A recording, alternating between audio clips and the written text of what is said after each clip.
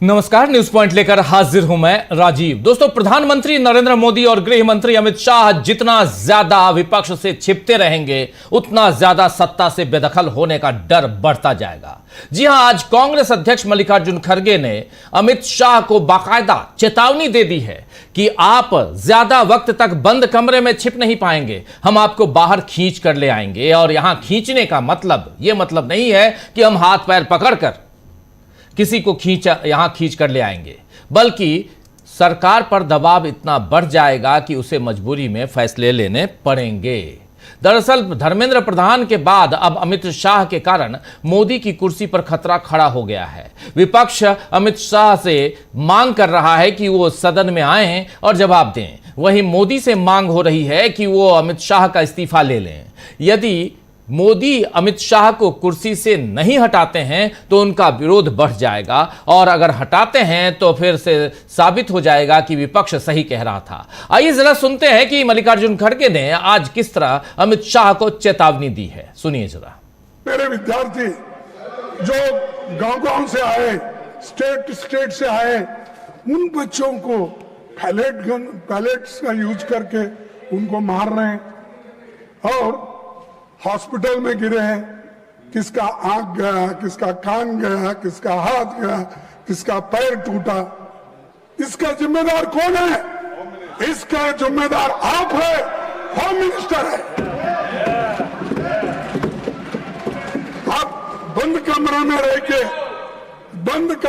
रह के आप सुन रहे होंगे मेरी बात, लेकिन आप बंद कमरे में रह के बहुत दिन छुप नहीं सकते। एक दिन हम बाहर खींच कर आएंगे और जनता के सामने हम दिखाएंगे इनके दिलों में क्या है।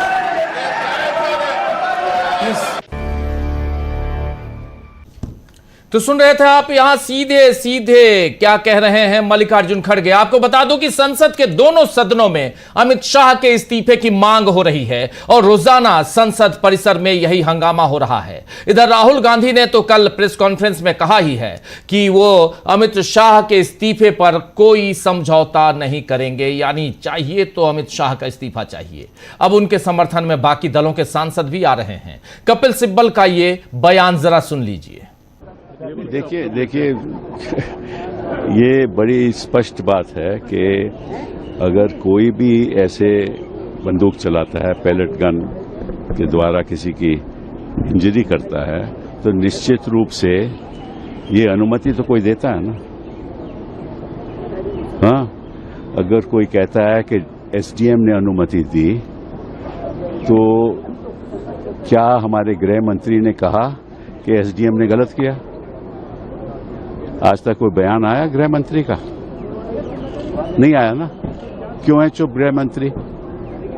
इससे साफ जाहिर है कि उनकी सहमति से ही ये हुआ है। अदरवाइज वो कहते कि एसडीएम ने गलत काम किया है। एक तरफ तो भाजपा कह रही है कि कोई ऐसा हुआ ही नहीं, कोई पैलेट गन चली ही नहीं। भाजपा के कई लोगों ने ये बात कही ना। फिर जब साबित हो गया कि चली, जब राहुल गांधी ने दिखा दिया कि उनके मुखड़े पे, आंख में पैलेट गन है, बॉडी पे इंजरी है, तो इनको मानना पड़ा। और फिर गृह मंत्री चुप क्यों है? ये सवाल उठता है ना।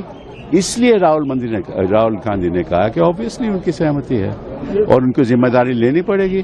इसलिए वो हाउस में नहीं आ रहे। न तो हाउस में आते हैं, न बयान देते हैं, न कहते हैं कि ये गलत हुआ, तो ऑब्वियसली उनकी सहमति है। ये लोकसभा में बिल जो पास हुआ, राज्यसभा में टेबल होना है, जेडी मिनिस्टर रहे हैं, इस बिल से क्या आगे भविष्य में पेपर? देखिए ऐसा है कि आप हाथी की पूंछ पकड़ रहे हो। अरे आप बिल पास कर रहे हो किसके लिए? कि दंडित होना चाहिए। इसका मतलब आप मान रहे हो कि पेपर लीक होगा? मान रहे हो ना कि दंडित तभी करेंगे ना कि पेपर लीक होगा। तो आप एक बात तो मान गए तो पेपर लीक होगा। लेकिन सुधार इसका यह है कि शिक्षा की व्यवस्था में बदलाव आना चाहिए। उसके बाद में कोई चर्चा नहीं है, उसके बारे में कोई बढ़ोतरी नहीं हुई।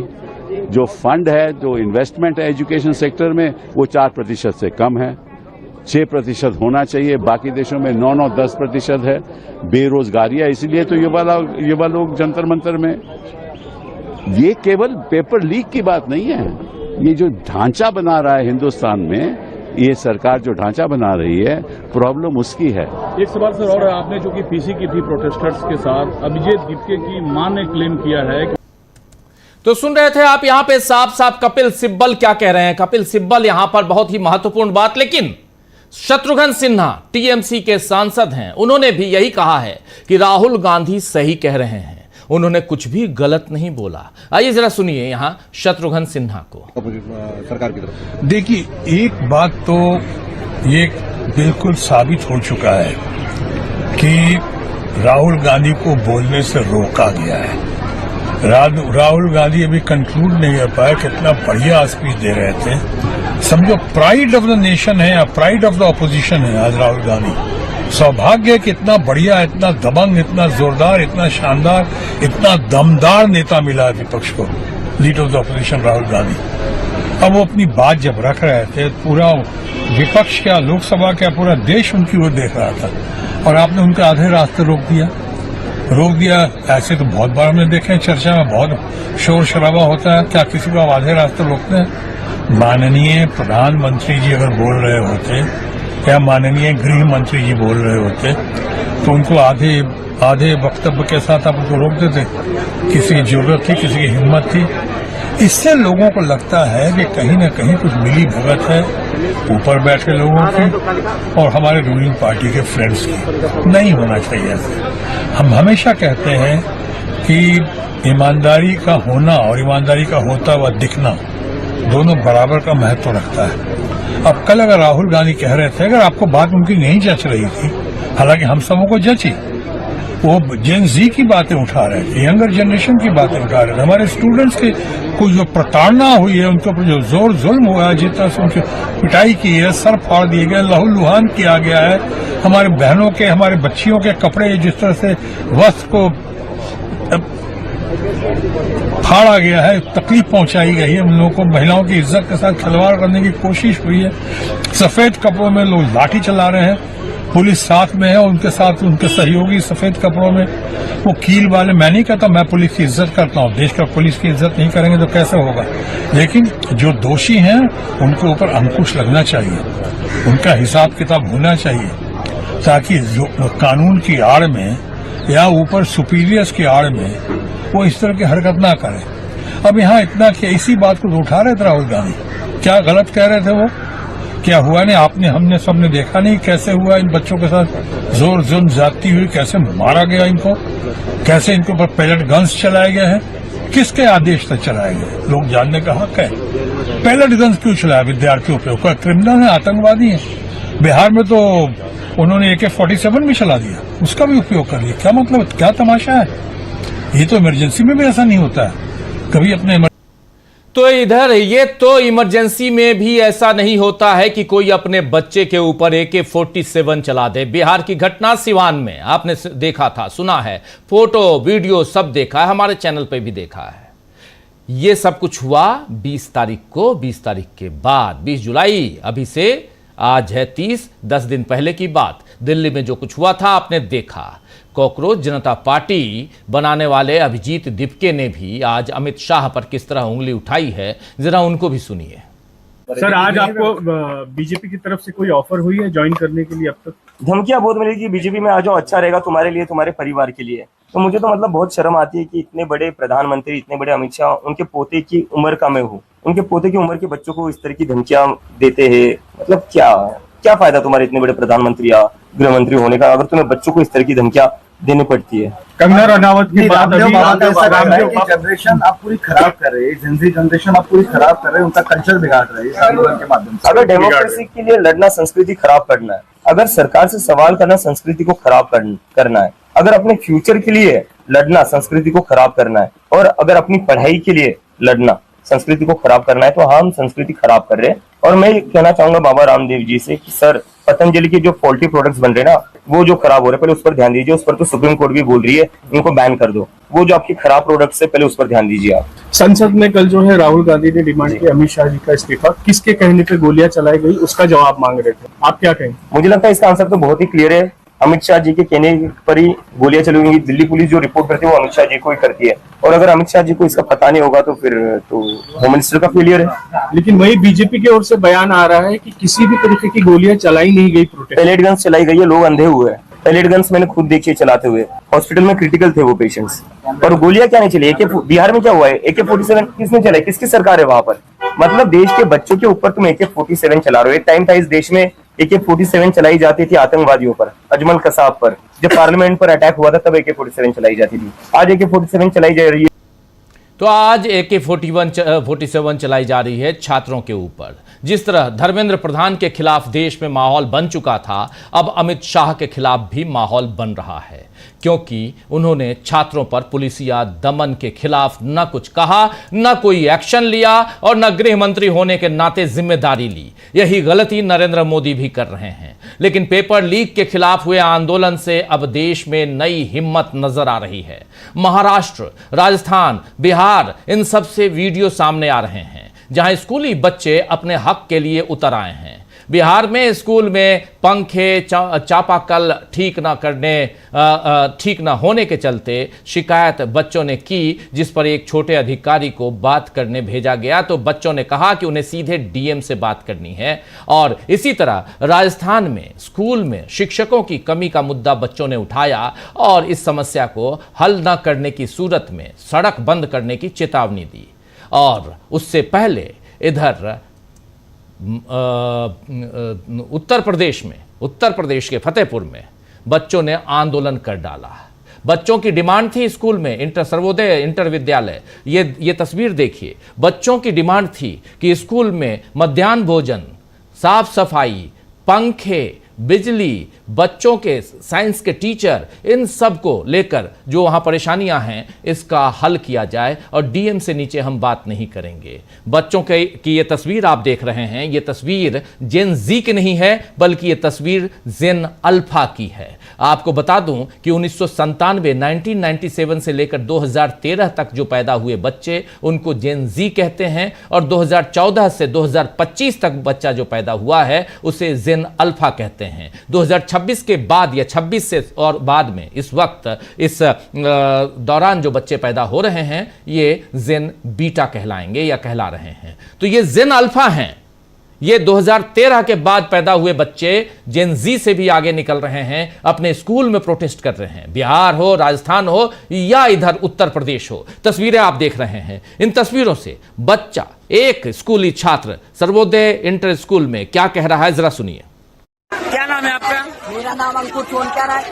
भाई साहब यहाँ हम लोग पानी, शुद्ध पानी नहीं है, पंखे से किरण आ रहा है, बच्चों को किरण मार रहा है, और शौचालय कोई साफ सफाई नहीं, जर्जर आ रहा है, बच्चों को खाना में सही ढंग का मिलता नहीं। और हम लोग सब लोग मिलकर धरना दिए तो सिस्टरों को कोई तरह आगे नहीं आने दे रहा, उनको रोक रहा। देखो हम सब चाहते हैं तो उनके ऊपर दबाव बना रहे हैं, जेल करने धमकी दी जा रही, प्रधानाचार्य करके। धमकी कौन दिया है? प्रधानाचार्य उसने वो निकालिया नहीं जा रहे। इससे पहले आपने कहीं शिकायत किया नहीं किया? हम इसके पहले 11 किए, अभी किया, कोई हमारी सुनाई नहीं हो। हमको फेल करने कोई बच्चा जाकर इंस्टीट्यूट करने धमकी, मतलब फेल करने धमकी देते थे। बिल्कुल, आप बोल सकते हो कोई बच्चे। आप लोगों का बताइए क्या परेशानी है? मतलब सब लड़के संतुष्ट इस चीज लिए? कहीं पे आपने पहले शिकायत किया कि नहीं कि इसके बाद?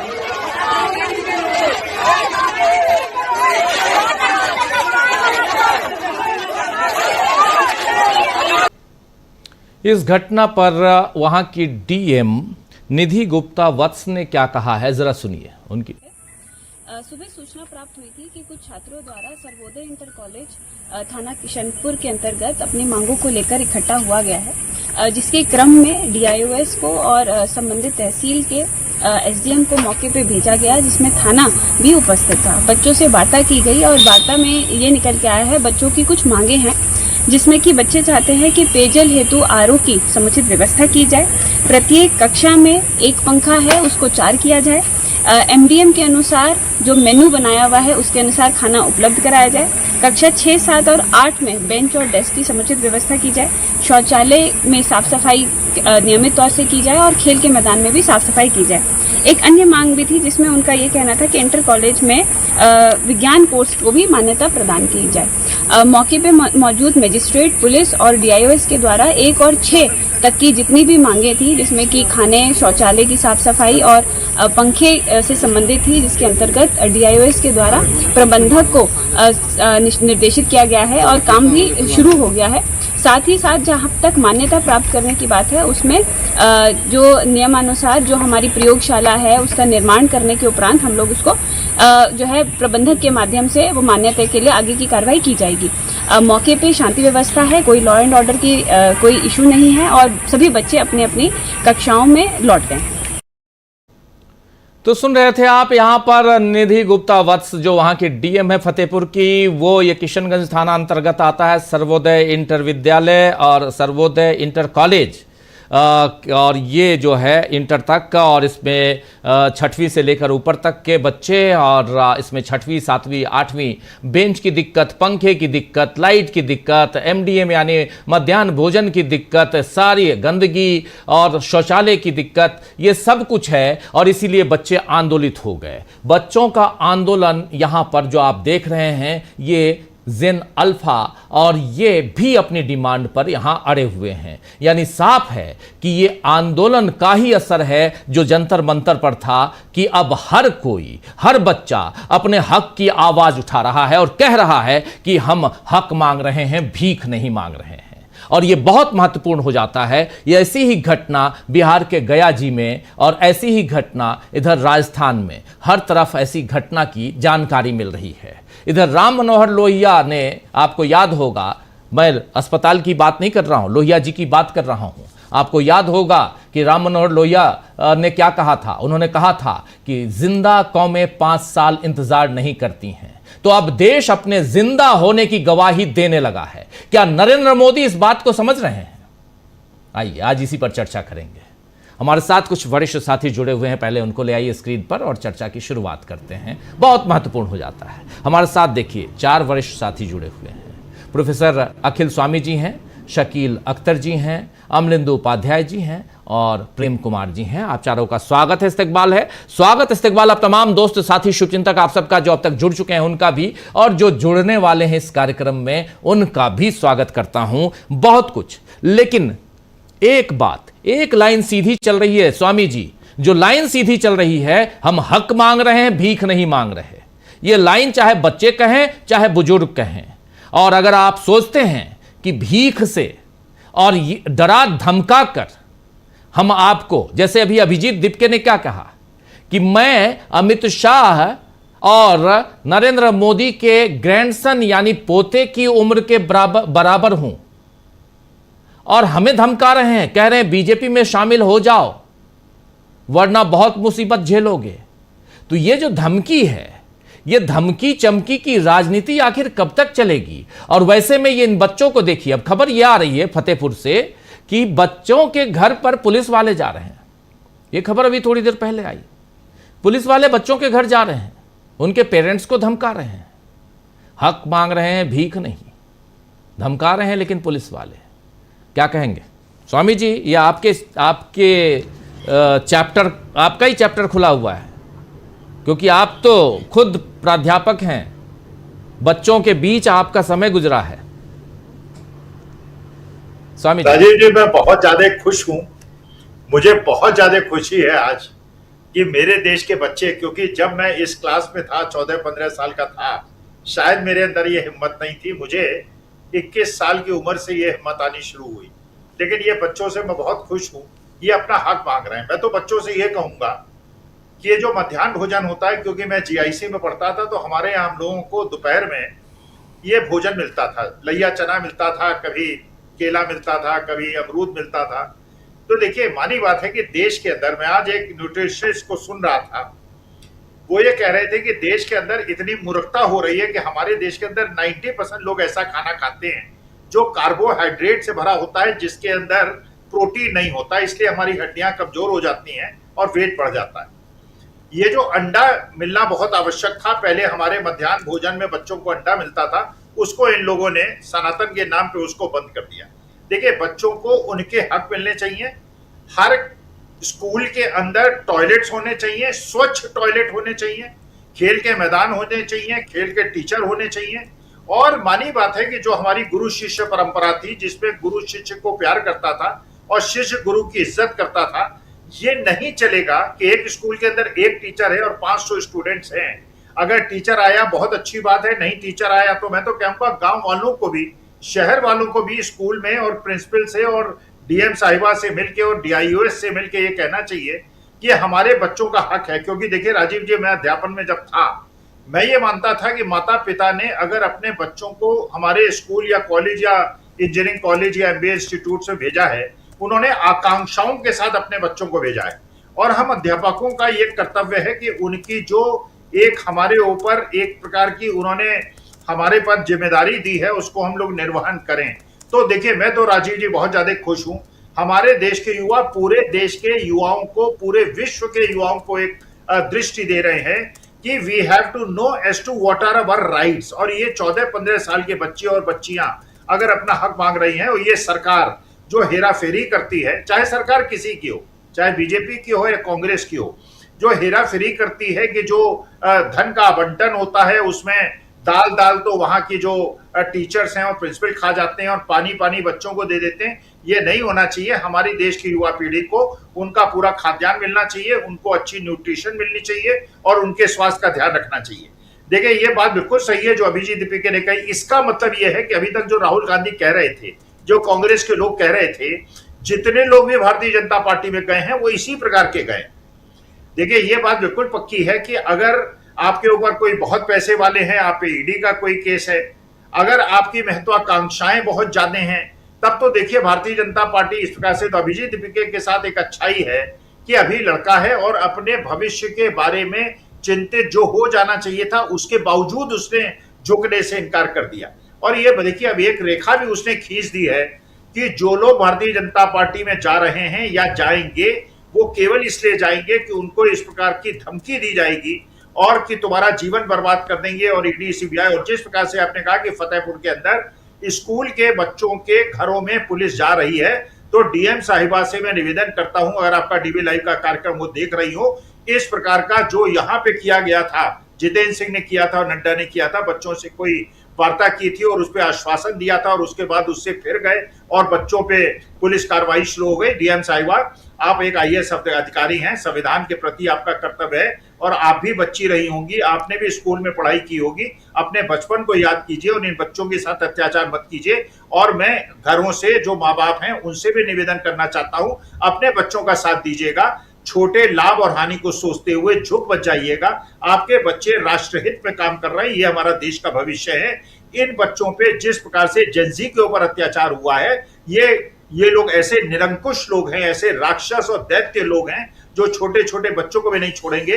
लेकिन ये हमारा कर्तव्य है, हम परिवार के बड़े लोगों का कर्तव्य है, पूरे परिवार का कर्तव्य है कि अपने छोटे छोटे बच्चे जो अपने हक के लिए लड़ रहे हैं उनके साथ खड़े हों, एकजुट होकर खड़े हों, इनकी हिम्मत बढ़ाएं और ये अपनी जो इनकी अच्छी जो सही चीजें हैं उनको लेने के लिए बड़े लोगों से बात करें। और जैसे डीएम साहब ने कहा कि वार्ता हो गई है, समझौते हो गए हैं, तो समझौते पे पालन करें और बच्चों के घर पे पुलिस भेजकर इस प्रकार का पूरे विश्व को मैसेज न दे कि भारत एक लोकतांत्रिक देश नहीं रह गया है, ये नॉर्थ कोरिया और चीन बन गया है। तो डीएम साहिबा, आपसे मैं निवेदन करता हूं, बड़ी ब्यूरोक्रेट है, डीएम है, तो आपसे निवेदन करता हूं, बच्चों से सहानुभूति रखिए।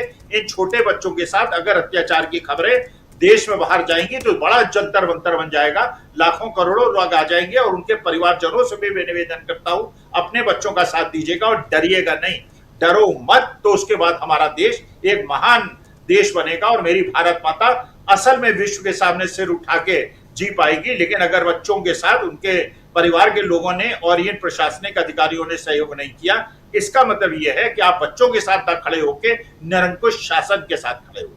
बिल्कुल बिल्कुल, आप सही कह रहे हैं। तस्वीरें दो और दिखाना चाहता हूं। एक तस्वीर तो स्वामी जी अभी हमने फतेहपुर की देख ली, एक तस्वीर अब जरा राजस्थान की देखिए। मैं कह रहा था 3 जगह 3 राज्य, राजस्थान की तस्वीर जरा ले आइए। बच्चे अपने हक के लिए यहां भी आंदोलित हैं, देखिए जरा राजस्थान।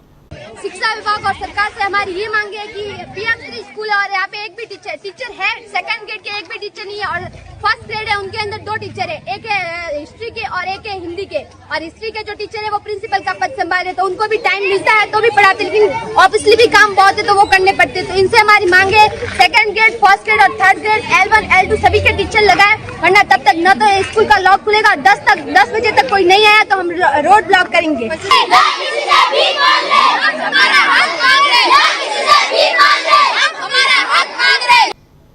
ये हम हमारा हक मांग रहे हैं, ये बच्चे देखिए, ये बच्चे हैं। स्वामी जी एक और दिखाता हूं, जरा तस्वीर ले आइए, फिर आपके पास आता हूं। ये तस्वीर, ये गया जी बिहार की तस्वीर, जरा इसको भी फुल स्क्रीन ले आइए। बच्चे यहाँ पे ये बच्चे हैं, ये देख लीजिए, ये है बिहार और उससे पहले राजस्थान, और उस बच्ची को आपने देखा, राजस्थान वाले बच्ची को। हम हमारा हक मांग रहे हैं, जरा ले आइए स्वामी जी को, ले आइए स्क्रीन पर। जी स्वामी जी। देखिए राजीव जी, मैं भी ऐसे ही GIC में पढ़ा हूँ, ऐसे ही स्कूल में पढ़ा हूँ, चटाई में बैठ के पढ़ा हूँ, तख्ती में बैठ के पढ़ा हूँ, और आज मैं इतना गौरवान्वित हूँ और इन बच्चों को आशीर्वाद देता हूँ और ये कहता हूँ कि बच्चों ऐसे ही अपने जीवन में साहस पूर्वक आगे बढ़ो, अपने हक मांगो, जो तुम्हारे कर्तव्य हैं उनको भी पूरा करो, अपने हक जो है उनको भी लो।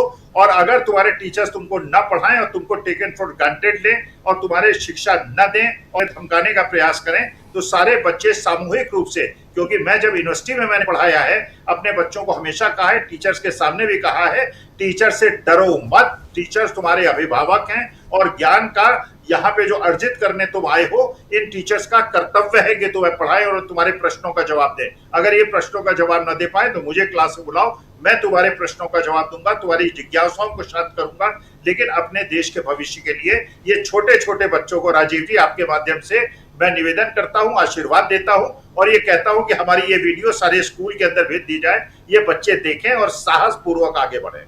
जी बिल्कुल बिल्कुल। ये तस्वीर आप गया जी की तस्वीर देख रहे हैं, बिहार के, पहले गया कहते थे अब गया जी कहते हैं, गया जी की तस्वीर है। और इससे पहले आप राजस्थान की तस्वीर देख रहे थे और उससे पहले आप उत्तर प्रदेश में फतेहपुर की तस्वीर देख रहे थे। बच्चों की तस्वीरें दिखा रहा हूं, ये जेन जी नहीं, जेन अल्फा है, जनरेशन अल्फा, उसकी तस्वीर। आना हमारे साथ प्रशांत टंडन जी भी जुड़ गए हैं। प्रशांत जी आपका स्वागत है इस कार्यक्रम में। जल्दी से शकील जी आपके पास आना चाहता हूं, प्रेम कुमार जी हैं, प्रशांत जी हैं और अमलिंदु जी भी हमारे साथ हैं। शकील जी, संसद में बहुत कुछ चल रहा है और इधर सड़क पे भी, सड़क सुनसान नहीं है। कल सड़क पे, कल जंतर मंतर पर धरना प्रदर्शन फिर से हुआ। कल जंतर मंतर पर पूरे वाम दलों के छात्र इकट्ठा हुए और 2 डिमांड, एक अमित शाह इस्तीफा दें और दूसरा जिन लोगों को अभी भी जेल में रखा गया है, सलाखों में रखा गया है, उनको छोड़ा जाए। जंतर मंतर की तस्वीर भी दिखाएंगे हम थोड़ी देर में, लेकिन पहले शकील जी, और इधर संसद में जो चल रहा है मल्लिकार्जुन खड़गे, शकील जी। शकील जी, जी आवाज आई? जी आ रही।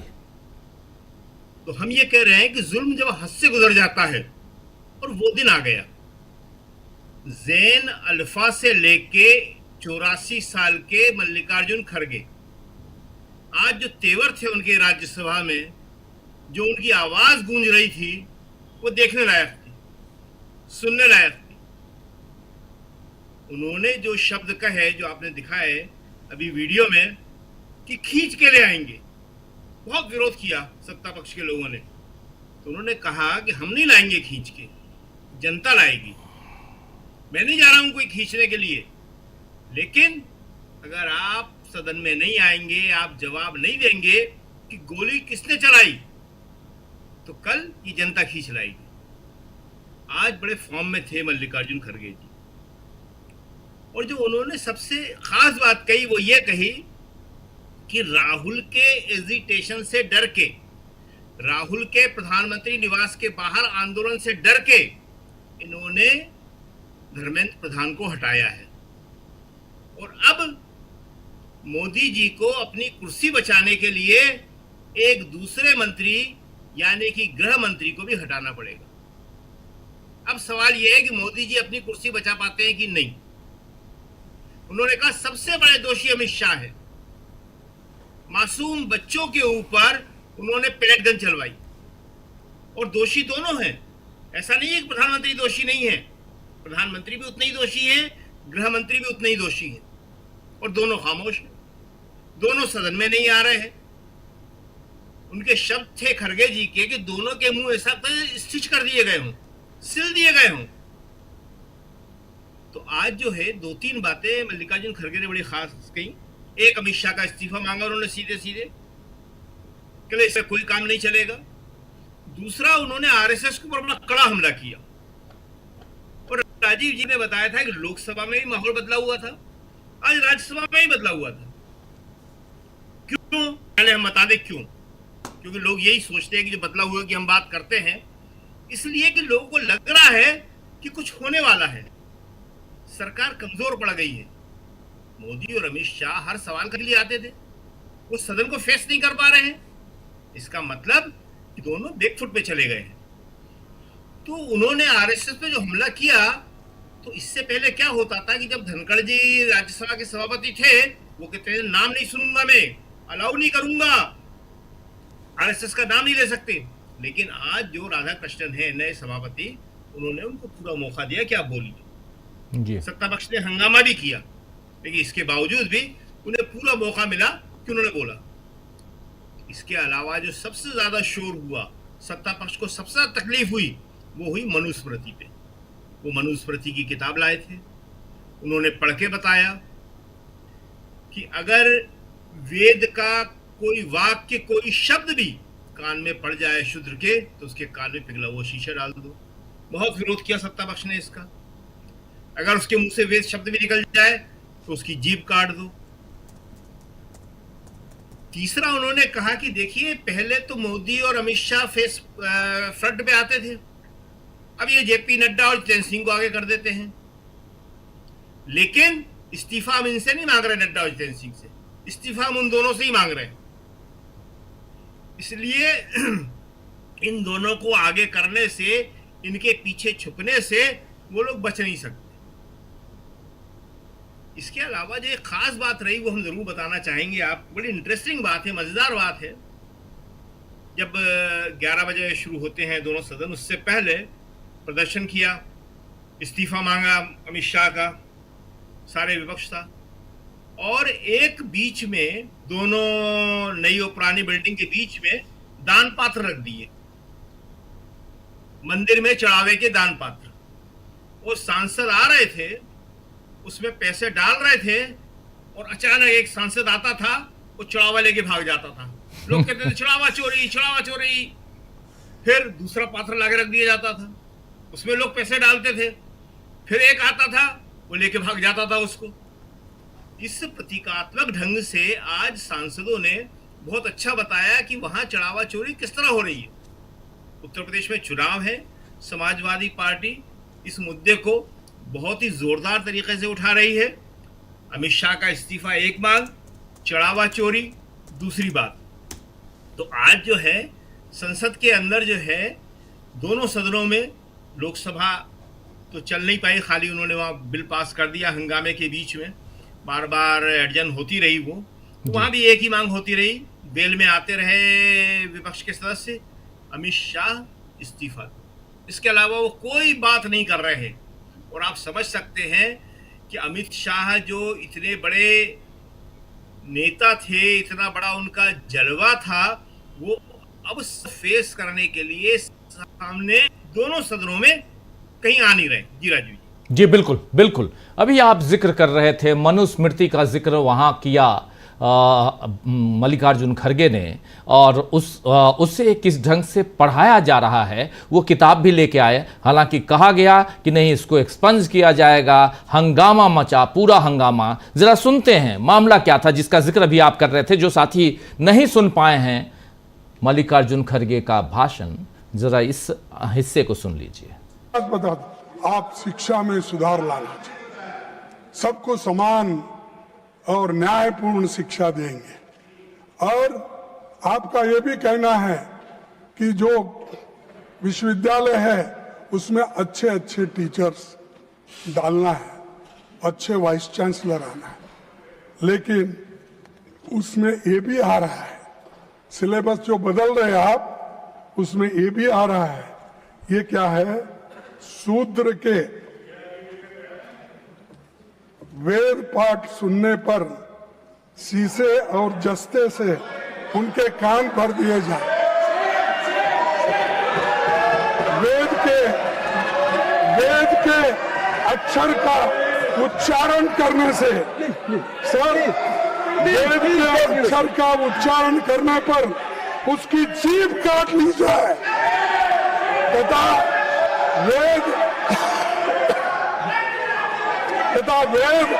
मंत्र धारण करने पर उसका शरीर काट डालना चाहिए। ये इसमें लिखा हुआ है, इसमें लिखा हुआ है, इसमें। तो सुन रहे थे आप यहां पर कि किस ढंग से यहां साफ साफ मल्लिकार्जुन खड़गे ने अपनी बात रखी है, और ये बहुत बहुत गंभीर बात हो जाती है कि क्या पढ़ाया जा रहा है आज की तारीख में। ऑथेंटिकेट करने के लिए कहा गया कि इसे साबित कीजिए। मल्लिकार्जुन खड़गे ने कहा कि मैं साबित करने के लिए किताब भी लाया हूं। मल्लिकार्जुन खड़गे के ऑन बिहाफ ऑफ मल्लिकार्जुन खड़गे खड़े हुए प्रमोद तिवारी, उन्होंने किताब भी दिखाई, परिमल प्रकाशन की किताब। लेकिन कहा गया कि नड्डा खड़े हुए, नड्डा ने कहा आप ओरिजिनल मनुस्मृति दिखाइए, ये सब नहीं चलेगा। लेकिन पढ़ाया तो यही सब जा रहा है। मगर ठीक है, हम सत्ता पक्ष हैं, जो कहेंगे ऊपर भी हमारे नीचे भी हमारे, बात जो है उनकी ही मानी जाएगी, और वही चल रहा है। ये सब कुछ है। शकील जी, चूंकि आप यहाँ जिक्र कर रहे थे इसलिए ये यहाँ रखना ज़रूरी था प्रूफ के तौर पर। जल्दी से आना चाहता हूँ ज़रा प्रेम कुमार जी आपके पास, प्रशांत जी आपके पास भी आता हूँ। और प्रेम कुमार जी, अभी दो बातें पैरेलली चल रही हैं और शकील जी ने बहुत सही कही। जेन अल्फा जो 8 साल 9 साल 10 साल के बच्चे हैं, 12 साल 14 साल के बच्चे, जेन अल्फा को भी आप देख रहे हैं आंदोलित हैं। जेन जी के बाद वाले, बिहार की तस्वीर आपने देख ली, तस्वीर आपने राजस्थान की देख ली, आपने तस्वीर उत्तर प्रदेश की देख ली। डीएम साहिबा उत्तर प्रदेश की आके उनको बाइट देनी पड़ी है। और दूसरी तरफ आपने मल्लिकार्जुन खड़गे 84 साल, उनको भी सुन लिया।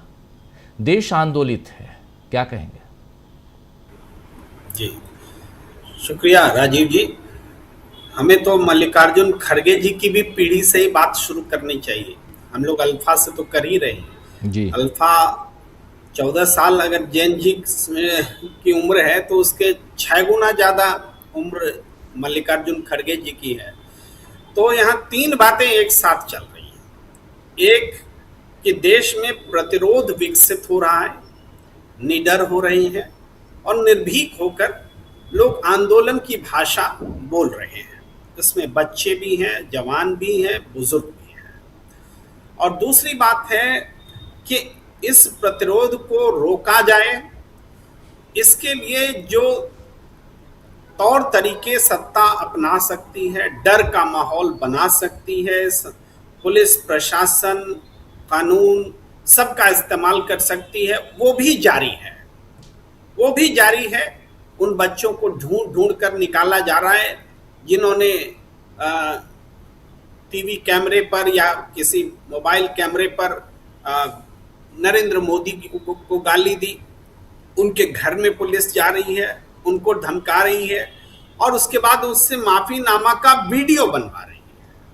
आप समझिए, माफी मंगवा ले बात अलग है, लेकिन माफी का वीडियो बनवा करके उसको दोबारा अपलोड कराया जा रहा है।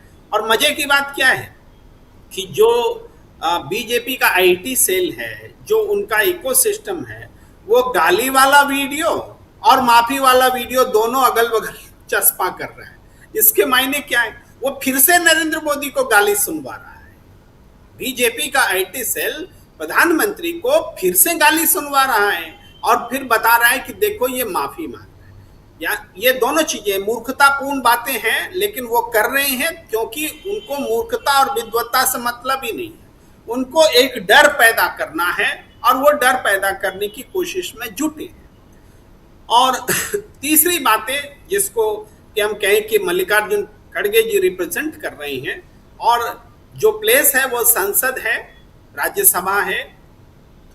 तो वो जो प्लेस है वो एक ऐसा प्लेस है जहां हम कुछ भी बोल सकते हैं और बोलने के लिए हमें कोई सजा नहीं मिलेगी जब तक कि स्पीकर अपने तय न दे। कानून के तहत वहां नहीं मिलेगी। उससे वहां बोले गए, इवन गोली भी मार दी जाए संसद के भीतर, तब भी कानून सजा नहीं देगा जब तक कि स्पीकर उस केस को ट्रांसफर न करे। ये एक सुरक्षा है, क्योंकि वो देश के लिए कानून बनाते हैं और खुलकर बोलते हैं।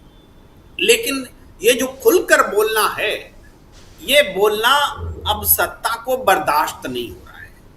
कानून बनाना सिर्फ सत्ता की जिम्मेदारी नहीं होती है, विपक्ष की भी जिम्मेदारी होती है कानून बनाना और कानून रोकना, दोनों।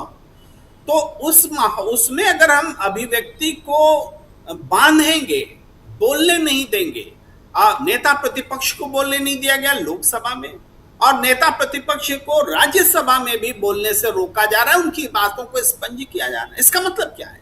अभिव्यक्ति को, उन बच्चों को डरा करके आप रोक रहे हैं जिसको गाली नाम दे रहे हैं, और मैं गाली पर भी आऊंगा फिर से। लेकिन एक दूसरी अभिव्यक्ति को सदन के भीतर, जो कि परिपक्व अभिव्यक्ति है, ये नहीं कह सकते कि ये जेन जी और जेन अल्फा और जेन बीटा के लोग हैं, ये परिपक्व अभिव्यक्ति है, लोकतंत्र की आवाज है, उसको भी रोका जा रहा है, ये हम देख रहे हैं। तो अभिव्यक्ति से इतना डर क्यों लगता है जी? अभिव्यक्ति से इतने डरे हुए हैं कि प्रधानमंत्री और गृह मंत्री सदन से गायब हैं, सदन से गायब हैं, फरार हैं। ऐसा नहीं को विदेश में है, यहां तो सदन के बाहर तख्ती लेकर जाने की जरूरत है कि फरार मुख्य गृह मंत्री और प्रधानमंत्री को पकड़ के लाओ। ऐसा आंदोलन करने की जरूरत है, मुझे लगता है। लेकिन ये फरार है, क्यों फरार है बताना पड़ेगा ना भाई। एक बार गृह मंत्री अमित शाह जी के ऊपर में केस चल रहा था, और वो जिला बदर भी हुए थे, मुंबई में केस चल रहा था, तो वो बार बार क्या करते थे, केस में नहीं जाते थे। तो एक बार ये हुआ कि वो मुंबई में किसी कार्यक्रम में, पार्टी के कार्यक्रम में मौजूद थे, और उसी दिन मुंबई में डेट था, और उसमें वो नहीं गए। तो जज साहब ने कहा कि ये नहीं चलेगा कि आप इस शहर में मौजूद रहते हुए केस में नहीं हाजिर हुए, ये नहीं होगा, और अगली तारीख पर इनको फिजिकल हाजिर होना होगा। तो अगली तारीख आई, लेकिन तब तक जज बदल चुके थे। अब इसी चीज को मैं उदाहरण दे रहा हूं, तो उसके मायने हैं कि संसद से जोड़िए। आज वो दिल्ली में मौजूद हैं, लेकिन संसद में नहीं जा रहे हैं। किससे डर रहे हैं? किसको आप हटा देंगे? क्या उस वक्त का इंतजार कर रहे हैं जब सरकार चली जाएगी? आपको संसद आने में डर लग रहा है? भाई वहां तो जज का ट्रांसफर कर दिया, यहां क्या कर रहे हो? यहां सरकार के बदलने का इंतजार कर रहे हैं क्या? मैं इसीलिए उदाहरण दे रहा हूं कि ये जो संसद से भाग रहे हैं, इसका मतलब प्रधानमंत्री और गृह मंत्री दोनों डरे हुए हैं। उनके पास जवाब नहीं है उन सवालों का जो सवाल विपक्ष पूछ रहा है, प्रतिपक्ष पूछ रहा है। और बीजेपी का इकोसिस्टम इससे ध्यान भटकाने के लिए तमाम कोशिशें कर रहा है।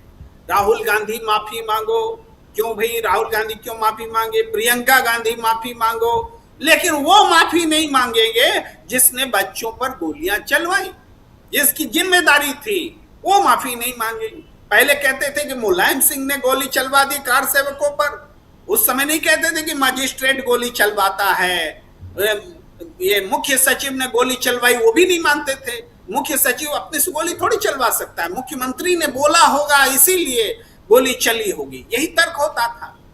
आज उस तर्क से पीछे हट गए, कह रहे हैं कि गोली तो मजिस्ट्रेट ही चलवाता है, कमिश्नर नहीं चलवा सकता और गृह मंत्री नहीं चलवा सकते, गोली तो मजिस्ट्रेट चलवाता है।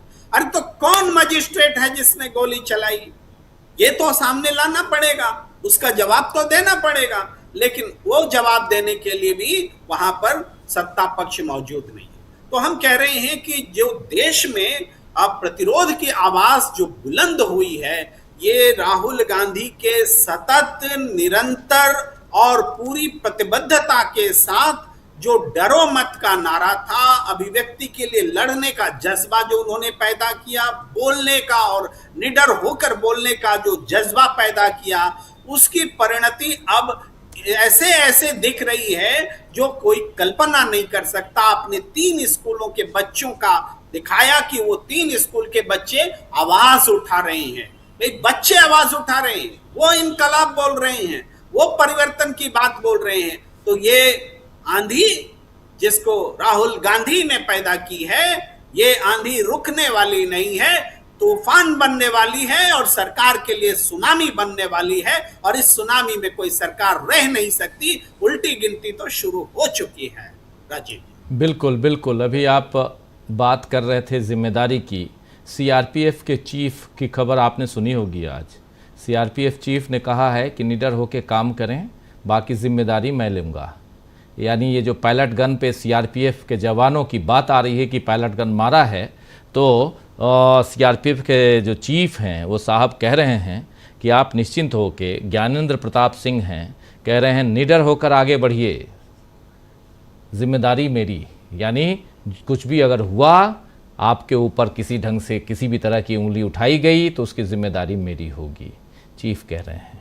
प्रशांत जी, बहुत कुछ हम लोग कह रहे हैं, बहुत सारी बातें यहाँ आ रही हैं। इस बीच दिल्ली सरकार ने भी वो नोटिफिकेशन जारी कर दिया है, नोटिफिकेशन नहीं, वो ऑर्डर जारी किया है, जिसमें कहा गया है कि 20 तारीख की जो घटना है या उसके बाद 26 तारीख तक जो कुछ हुआ है, उसमें अगर किसी के खिलाफ FIR है, अगर उसका पहले से किसी भी ढंग का अगर आपराधिक लिप्तता उसकी नहीं है तो उसको छोड़ दिया जाएगा, ये आज। लेकिन साथ साथ उसमें भी सबसे ऊपर जो लाइन है वो सुप्रीम कोर्ट के अंतरिम आदेश का है। यानी उसने भी सुप्रीम कोर्ट का खेल खेल दिया है, जैसे पश्चिम बंगाल ने खेला है। एक तो ये बात हो गई। दूसरी बात मल्लिकार्जुन खड़गे। तीसरी बात आपने देख लिया कि पूरे देश में 3 राज्यों की तस्वीरें, बच्चों की तस्वीरें हमने दिखाई। और चौथी बात कि जंतर मंतर को चारों तरफ से इस ढंग से बंद कर दिया गया है, बिल्कुल से सील पैक, बिल्कुल, कि परिंदा भी पर नहीं मार सके। कल दरअसल हुआ ये कि जंतर मंतर पर तमाम संगठनों के छात्र पहुंच गए। कल फिर से एक आंदोलन की तैयारी थी, बहुत कम लोगों को पता है, हालांकि संख्या बहुत कम थी। जरा उस वीडियो को ले आइए, हमारे साथी इकरार की रिपोर्ट बहुत इंपॉर्टेंट है। वहां पहुंच गए, 2-3 घंटे तक प्रदर्शन रहा, वहां पर नारेबाजी हुई, वहां पर अमित शाह गद्दी छोड़ो, अमित शाह इस्तीफा दो के नारे लगे, और जिन छात्रों को गिरफ्तार किया गया है उनको बाहर निकाला जाए। ये तस्वीरें देखिए, ये जंतर मंतर पर कल हुआ है। इसके बाद से ये जब यहाँ से गए हैं, क्योंकि भीड़ उतनी थी नहीं, तुरंत आनंद फानंद में सब आए थे। इसमें आइसा, SFI, फिर AISF, फिर दिशा, फिर KYS, ये तमाम संगठनों के लोग यहाँ पे थे। नेहा खुद थी, अपनी बात रखती हुई नजर आई, और सब ने अपनी अपनी बातें रखी। बाद में पुलिस आती है, इन लोगों को वहां से भगाती है, और कुछ किसान संगठन के लोग भी थे, और भगा देती है। उसके बाद पूरा छावनी में तब्दील कर दिया जाता है जंतर मंतर को। ये तस्वीरें देखिए, हमारी रिपोर्ट में आप देख सकते हैं, वीडियो पे ऑलरेडी ये तस्वीर देखिए। यहाँ छावनी में तब्दील किया जाता है, बिल्कुल बैरिकेडिंग इस ढंग से कि परिंदा भी पर न मार सके। आइए जरा आते हैं सीधे प्रशांत जी के पास।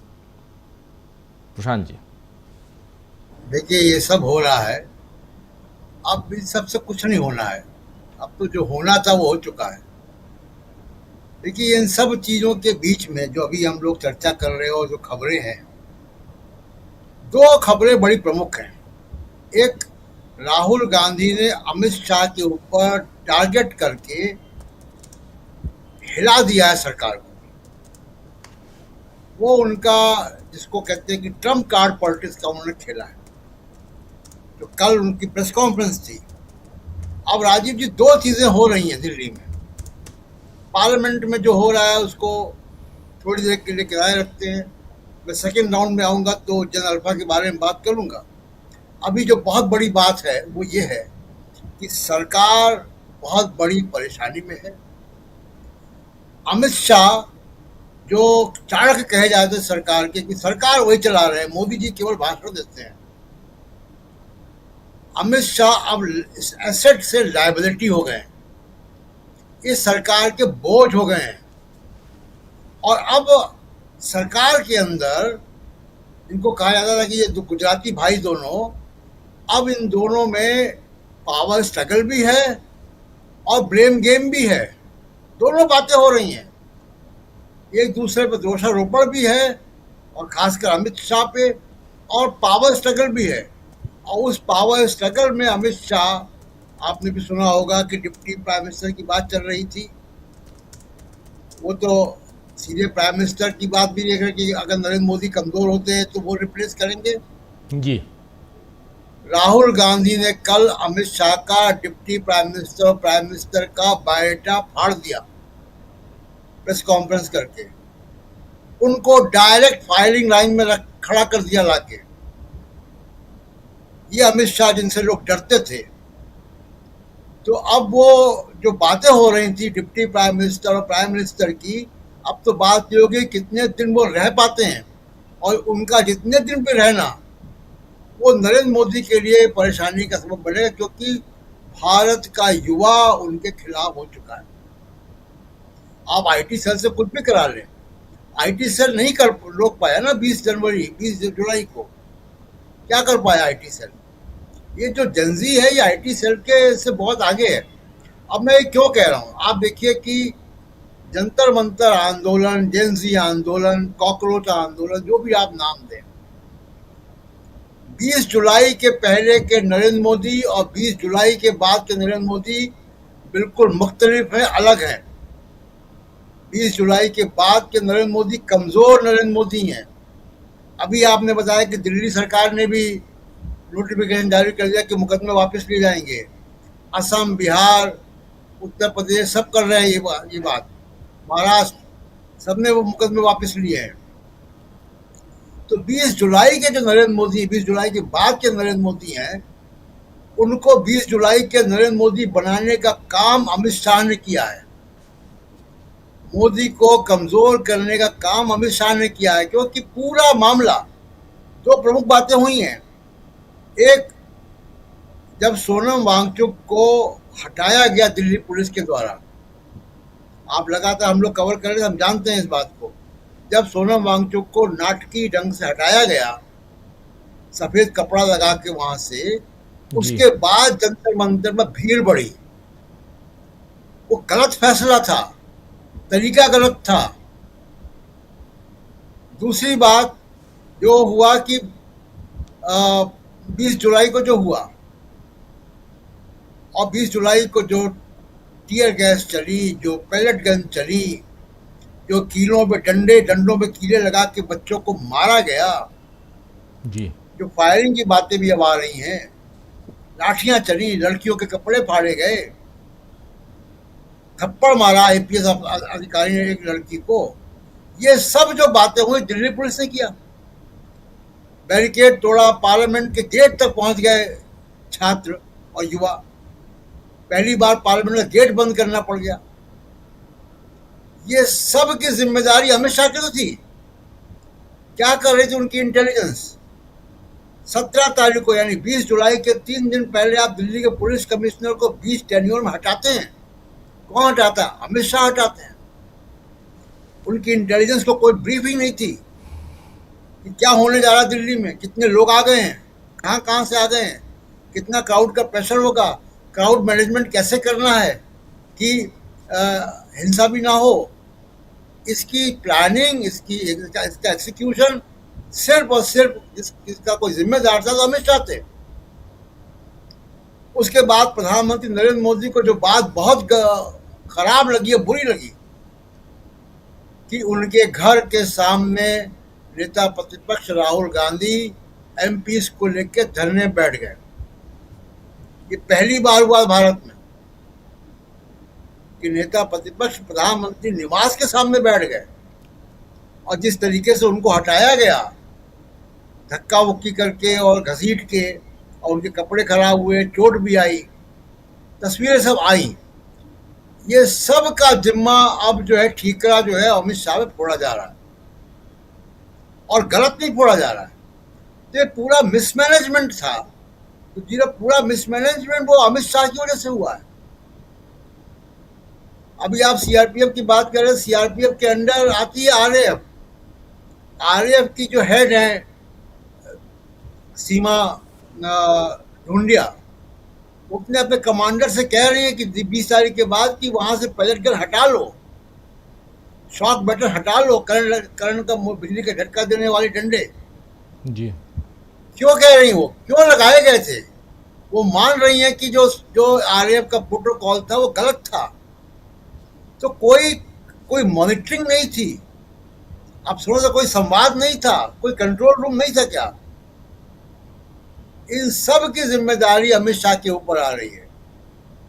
इसलिए मैं कह रहा हूं कि अमित शाह का प्रधानमंत्री या डिप्टी प्राइम मिनिस्टर बनने का जो बायोडाटा था वो राहुल गांधी ने कल फाड़ दिया, और अब ये लायबिलिटी बन गए नरेंद्र मोदी सरकार के ऊपर। बाकी बातें मैं बाद में करूंगा। बिल्कुल बिल्कुल बिल्कुल, आप सही कह रहे हैं कि लायबिलिटी है। आखिर कैसे फंसे हुए हैं यहां अमित शाह, और उनको बचाने के चक्कर में कैसे फंसते जा रहे हैं नरेंद्र मोदी, ये यहां बता रहे थे, समझा रहे थे प्रशांत टंडन जी। आगे क्या होता है, क्या होगा, उस पर भी हमारी पैनी निगाहें टिकी हुई हैं। आगे इस पे हम और बात करेंगे। आना चाहता हूं अमलेंदु जी आपके पास। अमलेंदु जी, देखिए बहुत कुछ हम लोग यहाँ रख रहे हैं, स्कूली बच्चों से लेकर 84 साल के नेता प्रतिपक्ष राज्यसभा में मल्लिकार्जुन खड़गे की बात, अमित शाह अभी चर्चा में, अमित शाह और सिर्फ अमित शाह हैं, और इन सब के इर्द गिर्द बच्चे भी अब अपनी बात यहाँ साफ साफ कह रहे हैं, अपनी मांग रख रहे हैं, और बाकी तो जेन जी है ही। अमलेंदु जी, देखिए राजीव जी, एक तो चेतना काफी ज्यादा लोगों में आ रही है और समाज के हर वर्ग में अब चेतना आ रही है, और मोदी जी के खिलाफ एक महास जो है वो तैयार होता चला जा रहा है, और ये धीरे धीरे बढ़ता ही चला जाएगा। दूसरा राजीव जी, जो किया गया 20 जुलाई को या उसके बाद जो किया गया वो कोई चूक नहीं थी किसी भी तरीके से, ये प्री प्लान था।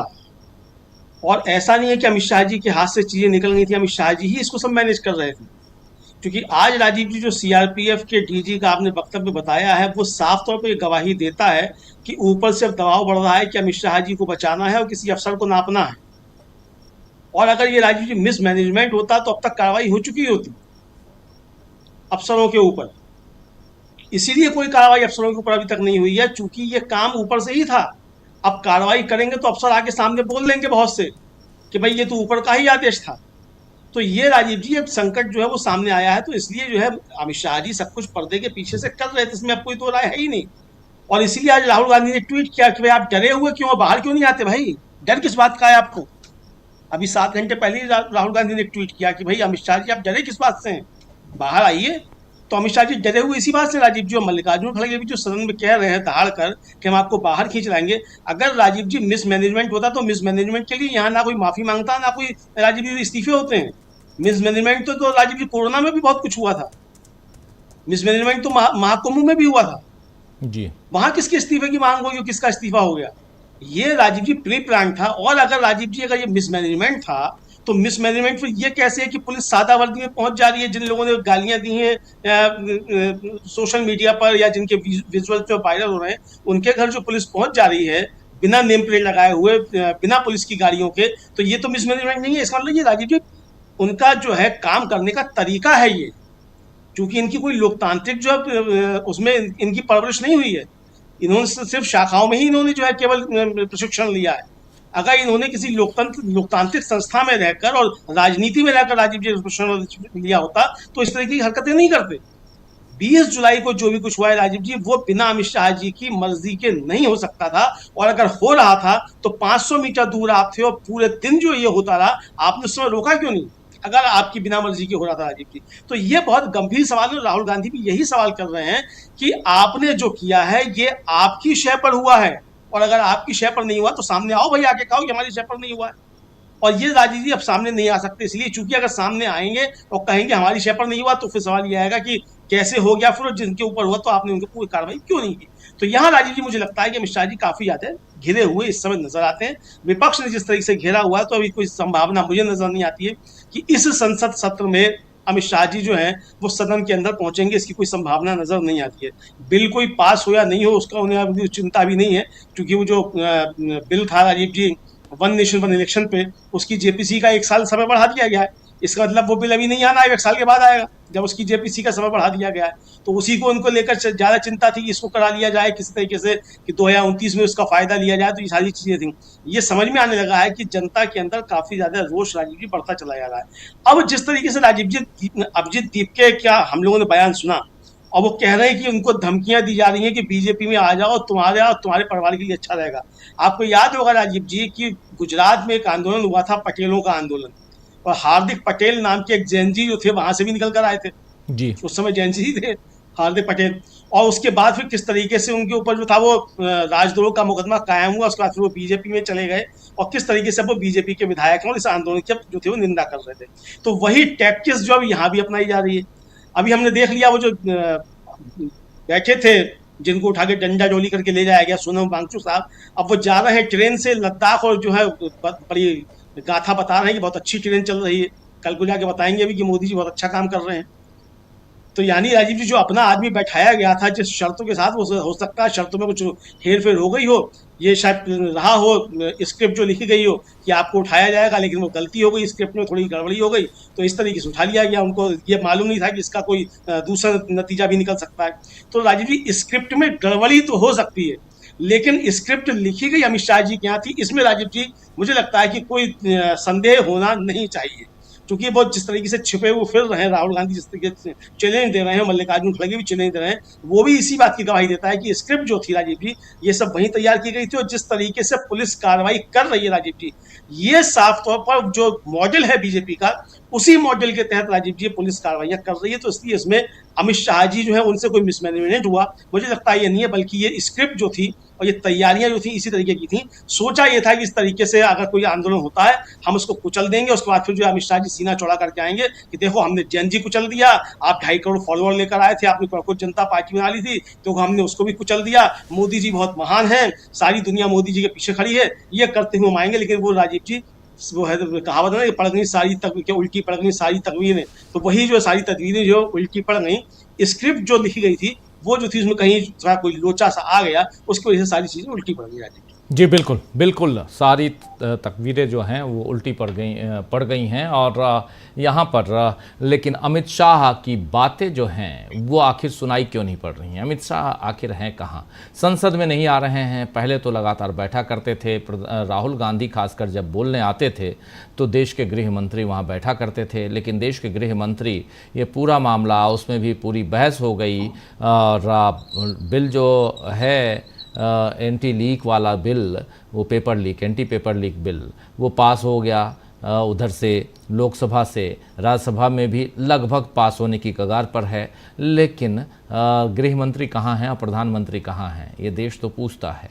इस बीच आज सुप्रीम कोर्ट में एक सुनवाई हुई और वो सुनवाई बहुत अहम सुनवाई थी जो चीफ इलेक्शन कमिश्नर और उनके 2 साथियों की नियुक्ति जो है, यानी इलेक्शन कमिश्नर्स की नियुक्ति पर में जो 3 पैनल है जूरी के, जिसमें प्रधानमंत्री हैं, प्रधानमंत्री की कैबिनेट से एक मंत्री है जो अमूमन गृह मंत्री होते हैं, और नेता प्रतिपक्ष है, इसके खिलाफ कि जो प्रधानमंत्री का दूसरा नंबर जो है यानी गृह मंत्री की जगह सीजेआई हों।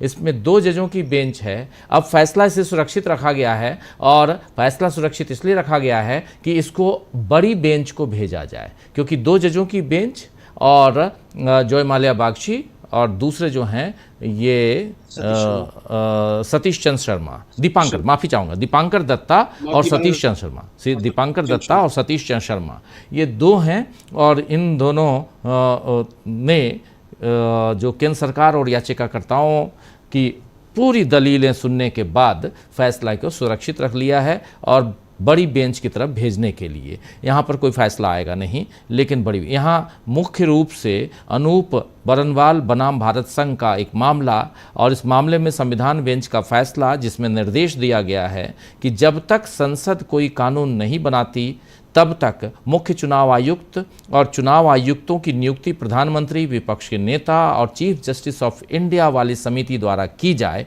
खुद ऐसे संवैधानिक मुद्दों को जन्म देता है जिस पर बड़ी बेंच द्वारा आधिकारिक निर्णय की आवश्यकता है। यानी ये मामला ऑलरेडी है अनूप बरनवाल बनाम भारत संघ और इस पर फैसला है, लेकिन यहाँ पर अब ये मामला आगे बढ़ेगा, फैसला सुरक्षित रखा गया है।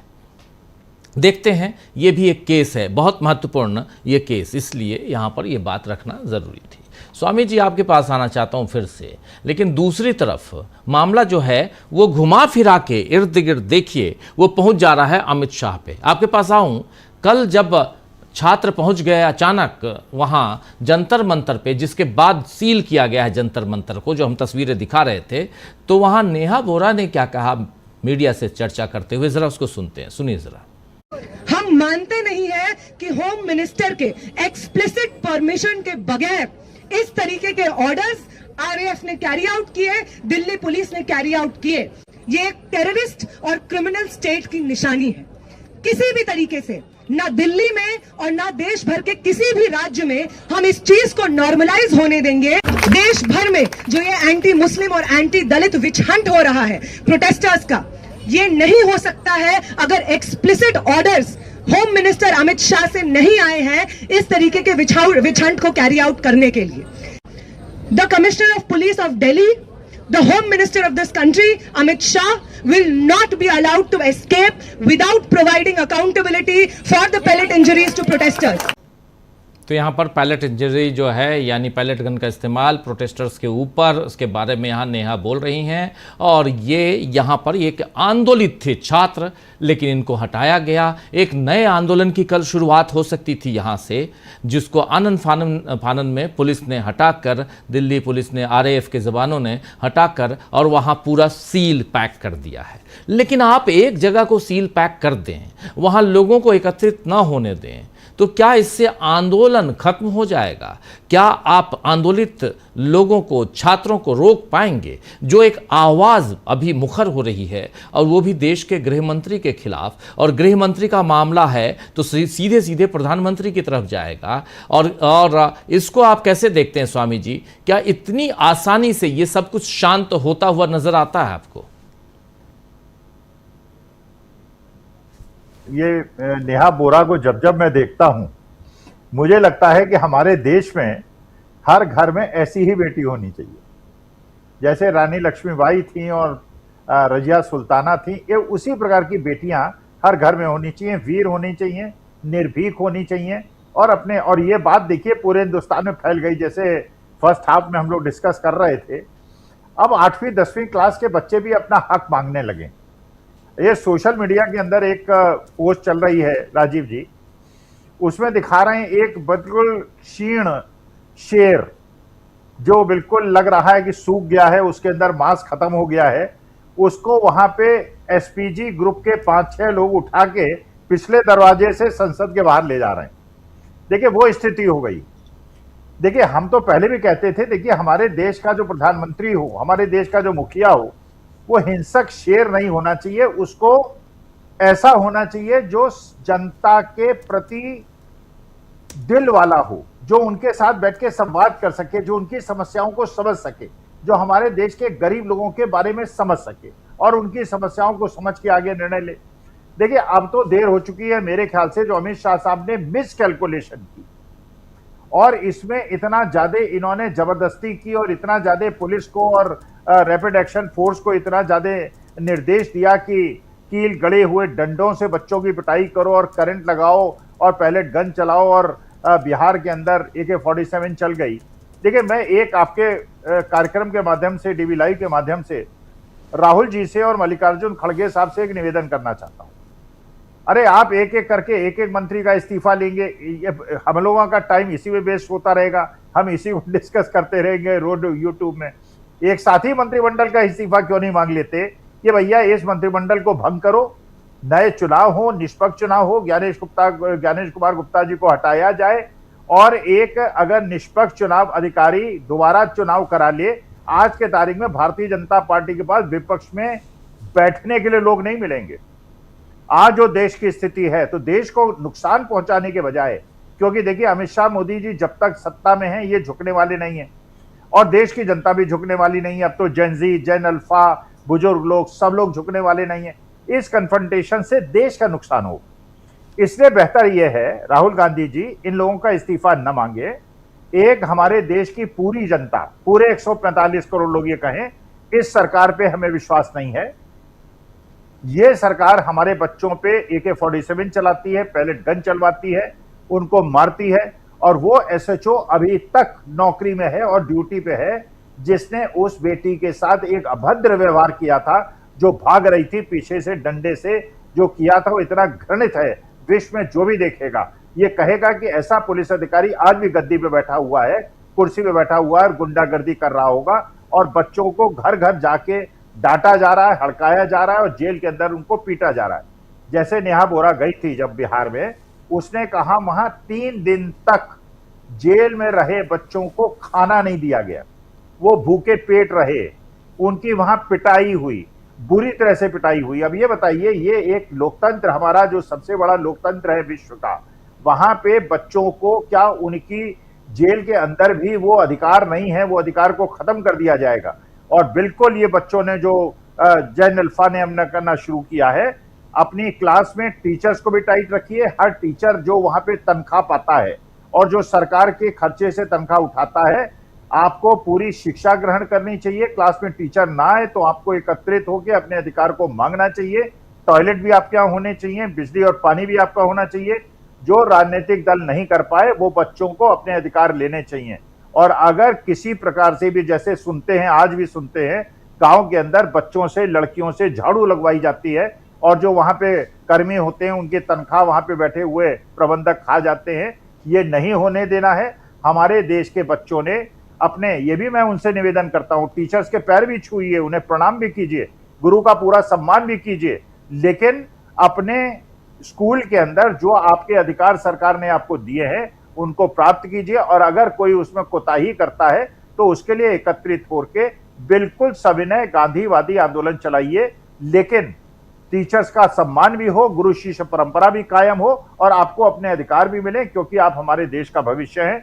इसलिए इन सारे बच्चों को, चाहे जेनजी हो, चाहे जैन अल्फा हो, चाहे जैन बीटा और जैन गामा आने वाले हैं, उन सबको, मेरे में तो राजीव जी एक मजाक हो गया, एक 4 साल का बच्चा, मैंने पूछा क्या हो गया यार, काहे परेशान हो, कहना साहब मेरा लोअर केजी का जो एग्जाम था वो लीक हो गया।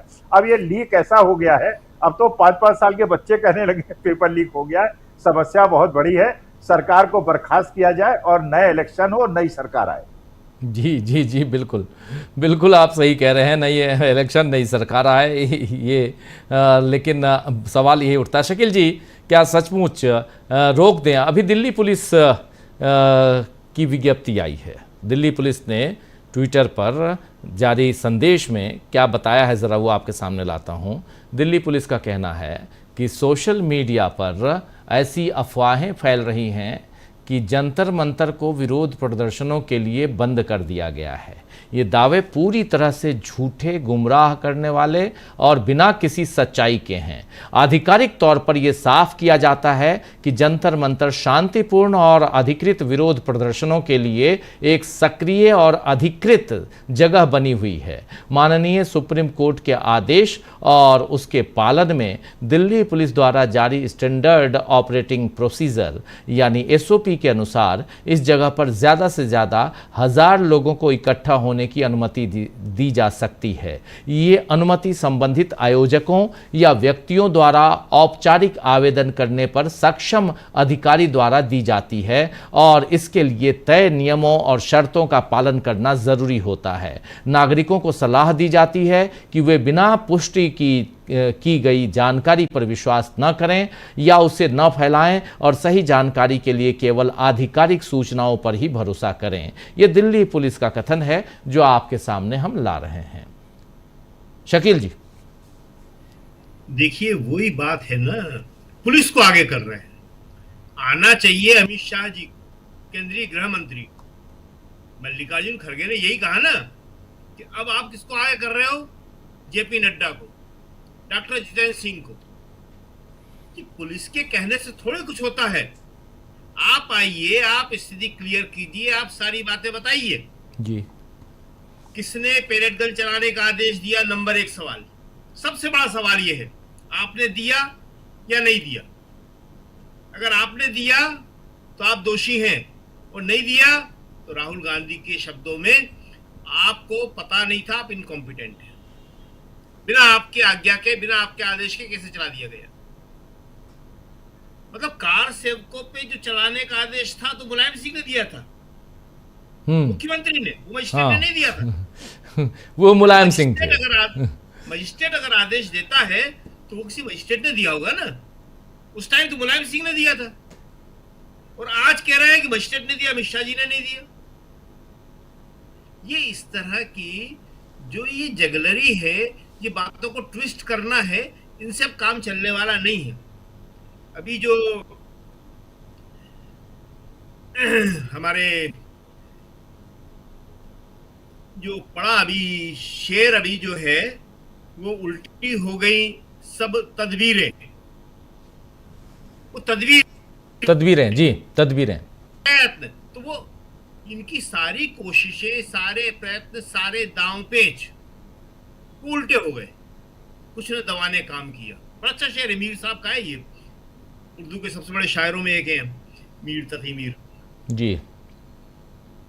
सब तदबीरें कुछ ने दवाने काम किया, देखा इस बीमारे दिल ने आखिर काम तमाम किया। काम ही तमाम हो जाता है फिर जब आप गलत गलत उपाय करते रहेंगे, तो जो दवा आप ले रहे हैं वो भी काम नहीं करती है, कुछ काम नहीं करता, न दवा न दुआ। क्यों? देखिए, एक बड़ा सीधी बात है जो सबको मालूम है लेकिन समझ में अब आ रही है। 12 साल इन्होंने कुछ किए ही नहीं, बातें ही बातें, हर मर्ज की दवा बातें। अभी उसके लिए मल्लिकार्जुन खड़गे ने अपने साउथ का एक बड़ा अच्छा उदाहरण दिया, बहुत कम लोगों को समझ में आया। उन्होंने कहा हर जगह जिंदा तिलिस्मात, वो कहीं आएगा तो देखिएगा कि बड़ी मशहूर पुरानी दवा है, तो हकीम लोग हर मर्ज में उसको दे देते थे। तो एक मुहावरा बना हुआ है, कुछ भी हो जिंदा तिलिस्मात दे दो। मल्लिकार्जुन खड़गे ने कहा आज वो इस तरह की बातें बहुत करते हैं, अपने जो देशी बातें होती हैं उन पे किसी ने कुछ कहा तो उन्होंने कहा देखिए मैं हिंदुस्तानी में बोलता हूँ और जो हमारे यहाँ कहा जाता है वो बोलता हूँ। तो हर चीज का इलाज इनके पास बातें हैं, वादे हैं, धमकियां हैं, डराना है, काम कुछ भी नहीं है। ये जो बच्चों को आपने दिखाया और जो डीएम ने कहा कि बातें मान ली, अरे भाई सारी की सारी बातें जायज थी, क्या मान ली? अरे तो मानना ही चाहिए, तो पहले ही हो जाना चाहिए था। अभी दूसरे वीडियो में बच्चे कह रहे टीचर नहीं है, सरकारी स्कूल के बच्चे ही सारे के सारे। बड़ी थोड़ा समझने की बात है, ये प्राइवेट स्कूलों के बच्चे नहीं थे जितने भी आपने बताए, सरकारी स्कूल। सरकारी स्कूलों के अंदर हालत इतनी खराबी कर दी है कि न टीचर हैं, न जो टॉयलेट की व्यवस्था है वो है, न मिड डे मील जो कांग्रेस ने शुरू किया था उसका हाल बहुत खराब है। अभी एक जगह बता रहे थे नमक के साथ रोटी दे रहे थे, अभी मध्य प्रदेश का एक का है जीतू पटवारी आज बता रहे थे नमक के साथ रोटी, उन्होंने वीडियो डाला है उसका जी। ये हालत है। तो आप ये जो कर रहे हैं, क्यों कर रहे हैं ये सब? 12 साल पहले तो ऐसा नहीं था। सरकारी स्कूल थे, अभी जो स्वामी जी बता रहे थे कि इन्हीं स्कूलों में पढ़े, हम भी पढ़े हैं, सब पढ़े हैं। सरकारी स्कूलों में शायद दो एक दिन पहले हमने बताया था कि जब 9th में आए तो पहली बार फीस लगी थी जी। सरकारी स्कूलों में सब पढ़े हैं, अच्छे टीचर होते थे, अच्छी पढ़ाई होती थी। ये मोदी जी भी वहीं पढ़े हैं, सब वहीं पढ़े हैं जितना भी पढ़े हों। इसी तरह सरकारी चिकित्सा व्यवस्था थी। आज दोनों चीजों को जानबूझ के खत्म कर दिया। आज मल्लिकार्जुन खड़गे ने ये भी बोला जी, उन्होंने बोला 30 लाख सरकारी नौकरियां खाली पड़ी हुई है, ये नहीं दे रहे। 30 लाख पब्लिक सेक्टर में है, यहाँ है, वहां है, 30 लाख क्यों नहीं दे रहे? इसलिए कि अगर वो देंगे तो इन्हें एससी को और बैकवर्ड को उनका हिस्सा देना पड़ेगा, जो ये देना नहीं चाहते। क्यों? क्योंकि उसमें आरक्षण है, आप देना नहीं चाहते उसको। ये मल्लिकार्जुन खड़गे ने यही बोला, उन्होंने बहुत अच्छी बातें बोली आज। तो ये जो है, आप सरकारी शिक्षा को खत्म कर रहे हैं, सरकारी चिकित्सा को खत्म कर रहे हैं, सरकारी नौकरियों को आप खत्म कर रहे हैं, और उसके बदले आप क्या दे रहे हैं? आप पुलिस को आगे कर रहे हैं। आजकल तो हर जगह यही नारे लगते हैं ना, मोदी जब जब डरता है पुलिस को आगे करता है। वो सब लोग अपनी आंखों के सामने देख रहे हैं ये बात। तो आज की तारीख में मोदी और अमित शाह को सामने आना पड़ेगा। संसद चल रही है, कल भी है, उसके बाद 2 दिन की छुट्टी हो जाएगी, सैटरडे संडे, कल फ्राइडे है। कल आए वो अपना बयान दें, बताएं कि 20 तारीख को क्या हुआ था, किसने लाठी चार्ज किया था, किसने पेलेट गन चलाने का आदेश दिया था, कितने छात्र घायल हुए हैं। और ये जो सबसे बड़ी बात आज मल्लिकार्जुन खड़गे ने भी कहा, कल राहुल गांधी ने भी कहा कि भाई ये जो तुम बिल ला रहे हो ये बिल है क्या। और अभी आपने सुनाया था कपिल सिब्बल ने भी कहा जी कि जब पेपर लीक हो जाएगा तो हम सजा इतने से इतने बढ़ा देंगे। अरे पेपर लीक कैसे रुके, आज इसके लिए आपको व्यवस्था करने की जरूरत है और वो कानून से नहीं होगा, वो तो ये होगा कि आपने जो आरएसएस के लोग वहां भर्ती कर रखे हैं, बिठा रखे हैं। मल्लिकार्जुन खड़गे ने आज क्या कहा जी, ये लोग तो पढ़े लिखे भी नहीं है, उनको आप वहां से हटाइए। और जो योग्य लोग हैं, भारत के ब्यूरोक्रेट का अपमान कर रहे हैं, टेक्नोक्रेट का अपमान कर रहे हैं, शिक्षाविदों का अपमान कर रहे हैं, जो इस काबिल हैं उनको वहां लगाइए। देखिए कैसे पेपर लीक हो जाए। बिल्कुल जी बिल्कुल बिल्कुल आप सही कह रहे हैं कि यहाँ पर पेपर लीक कैसे रोका जाए, ये ना करके पेपर लीक के बाद कैसे सज़ा दी जाए, कितनी सज़ा दी जाए, ये बिल लेके आया गया है। ये अपने आप में हास्यास्पद है और इस पर चर्चा खूब हो रही है। दूसरी तरफ जो कल कह रहे थे डॉक्टर जितेंद्र सिंह मिनिस्टर हैं, कह रहे थे कि मजिस्ट्रेट ऑर्डर देता है। मजिस्ट्रेट को कौन कहता है, कौन संरक्षित करता है मजिस्ट्रेट को, मजिस्ट्रेट किसको रिपोर्ट करता है, सीआरपीएफ किसको रिपोर्ट करती है, दिल्ली पुलिस किसको रिपोर्ट करती है, ये सब कुछ बता चुके हैं राहुल गांधी अपनी प्रेस कॉन्फ्रेंस में। लेकिन इन सब से इतर क्या देश एक आंदोलन की तरफ बढ़ रहा है, एक नए आंदोलन, एक और आंदोलन की तरफ? प्रेम कुमार जी।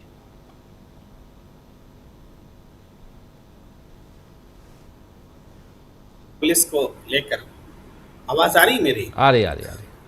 ये अभी जो आपने बताया, दिल्ली पुलिस दरअसल अपना सुप्रीम कोर्ट के सामने अपनी पोजीशन को क्लियर करने के लिए ये बयान दे रही है। जिस तरह से जंतर मंतर को की घेराबंदी की गई है, उसको बैरिकेड्स को मतलब लॉक किया गया है बैरिकेड्स से, ताकि वहां लोग जुट न पाए, और अगर जुट जाएं तो निकल ना पाए, पुलिस की लाठी उनको समेट दे। 1000 से ज्यादा लोग उसमें नहीं जुट सकते, ये एसओपी बता रही है। ठीक है, तो अब ये समय आ गया है कि क्या धरना प्रदर्शन जंतर मंतर पर ही हुआ करेंगे। मैंने पहले भी आपके प्लेटफॉर्म पर इस बात को कहा था कि सुप्रीम कोर्ट जंतर मंतर पर कहता है कि धरना कीजिए, और अब जंतर मंतर की भी घेराबंदी हो रही है, उसमें भी बंदिशें लग रही कि 1000 से ज्यादा नहीं जुट सकते। अगर ऐसी बात है, मैंने तो हमेशा माना है आंदोलन भी नियमों को फॉलो करके नहीं होता है, इस बार भी नहीं हुआ। भाई दिल्ली पुलिस ने तो 5 बजे तक की परमिशन दी थी सीजेपी को, लेकिन वो लगातार चला। तो क्या अवैध आंदोलन बोलकर सरकार इग्नोर कर सकी क्या? सरकार ने वार्ता की, अनशन तोड़वाया। तो आप आंदोलन को कानून के से डरा करके रोक नहीं सकते। आंदोलन का नाम ही होता है कानून तोड़ना। कानून टूटेगा नहीं तो आंदोलन होगा नहीं, और कानून टूटेगा तो आप बर्बरता करेंगे, तो बर्बरता में भी आंदोलन मजबूत होता है, तो सबको छोड़ना पड़ता है। आंदोलन के दौरान जो भी केस मुकदमे हुए वापस लेंगे, ये फैसला लिया गया ना, नहीं लेते, कानून तोड़ा उन्होंने, तोड़ना पड़ते, क्योंकि आंदोलन का वो दम होता है, और आंदोलन की इजाजत हमारे स्वतंत्रता आंदोलन और उसके बाद के लोकतंत्र के रक्षकों ने संविधान के तहत हमें दिया है जी। तो आज जो बात पुलिस कह रही है ना, वो दरअसल सुप्रीम कोर्ट के सामने अपना चेहरा बचाने के लिए कह रही कि देखो हमने जंतर मंतर बंद नहीं किया, ये तो अफवाह है, हम तो बस ये बैरिकेडिंग लगा रहे हैं, इसको गला करके आग से सटा दे रहे हैं ताकि कोई एकदम लॉक हो जाए, लेकिन बंद नहीं हुआ है। भाई हमने तो ताला लगा दिया है, लेकिन दरवाजा, हाँ हमने तो ताला लगा दिया, देखिए गला रहे हैं, वो जो भी टेक्निकली बोला जाता है उसको जोड़ दे रहे हैं, वेल्डिंग हो रही है, वेल्डिंग करके जोड़ा जा रहा है, और कह रहे हैं कि जंतर मंतर खुला हुआ है। तो ये सफेद झूठ दिल्ली पुलिस के माध्यम से जो हो रहा है, इसका फैसला कौन ले रहा है? ये भी अमित शाह का फैसला है, ये भी गृह मंत्री का फैसला है कि जंतर मंतर पर जुटने ही मत दो, अभी हमें और आंदोलन नहीं चाहिए। तो क्या आंदोलन अमित शाह की इच्छा से हो रहे हैं? आंदोलन सुप्रीम कोर्ट के रोके रुकेगा? आंदोलन पुलिस के रोके रुकेगा? पुलिस सुप्रीम कोर्ट कह देगी आंदोलन जंतर मंतर में ही हो तो जंतर मंतर में ही होगा। ये आंदोलन को रोकने की जो भी तौर तरीके जो अपनाए जा रहे हैं वो गलत हैं। अदालत ने तो कभी हड़ताल को ही गलत ठहरा दिया था। हड़ताल गलत है क्यों? क्योंकि इससे लोगों को परेशानी होती है।